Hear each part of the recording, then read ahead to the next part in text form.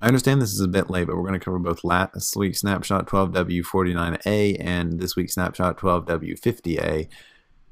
And there were a lot of features added, so we better go ahead and get started. You can now enchant books and add it to its respective weapon, armor, or tool.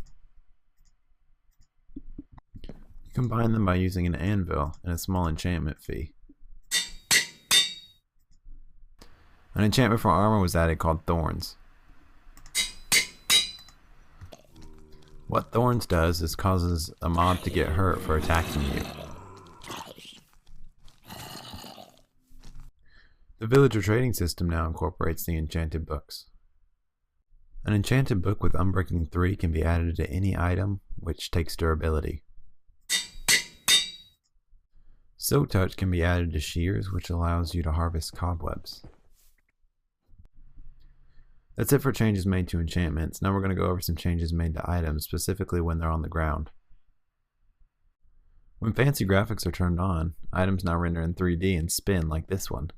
They also change thicknesses depending on how many are in the stack. Items with enchantments now display as such when on the ground or in an item frame. An item in an item frame also now gets the 3D effect. And lastly, a label appears above your hotbar when switching between items.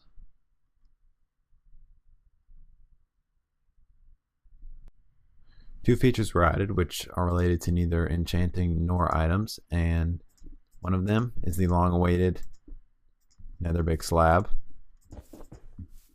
And also, when you're shift clicking, you can place blocks on dispensers such as buttons,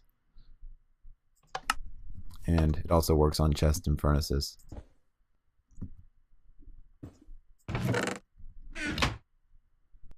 One of the cooler things added from these past two snapshots is fireworks, and I actually made this entire building just to show them off. And a problem with them is that they take quite complicated crafting recipes if you don't know them, and you can't just pick them out of the creative menu because there are so many variations.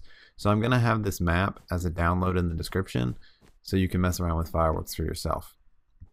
The actual firework is made like this. First you put this in the crafting table, and as you can see, this has a flight duration of 3, and that's because it has 3 gunpowder. Were you to do this, it would have 2, and were you to do this, it would only have 1. And these can be placed anywhere in the crafting table. But you don't know what this is, most likely.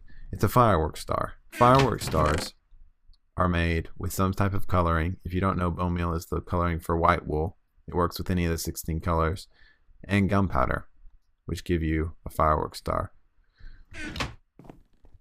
You can also add effects, like diamond adds the trail effect, and up here I have guides to certain things. As you can see, the twinkle effect is you get by glowstone. There's also shapes, which you add in the same way, and you can add both effects and shapes. Say I were to put diamonds here, this would give it trail and creeper shape, and you get, if you add a face, a mob head, you get the creeper face. It doesn't change whatever mob head. Even if you put a Steve, it'll still give you the creeper face. If you add a gold nugget, it makes it star shaped. If you add a fire charge, it will give you a large ball, and if you add a feather, it will do a burst shape. And with the colors, something I didn't mention is that you can add multiple colors, and it will give you multiple colors when you set off the fireworks.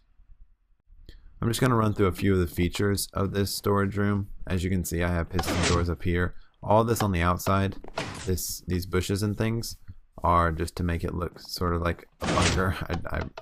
Somewhat of a waste of time, some people would say. And there's a firework on the floor. But what you care about is probably this. In each chest, there's a chest for every color of wool. And so if you want something with multiple colors, I don't really have the time, or it wouldn't really be worth it to make a chest for every single type of combination of color. So you'll have to craft that yourself. But just to try some things out, I made a firework star for both the trail and twinkle, and for every single shape for all the colors. And the top chest, there are supplies to make your own and the corresponding dyes. On this back wall, there's a redstone panel. There's a button to change the time to night and back to day. There's also a switch for lights. And also one for water. This one is quite unnecessary. So you may not want to go through this tedious process of crafting. So I set up this button, the fireworks show.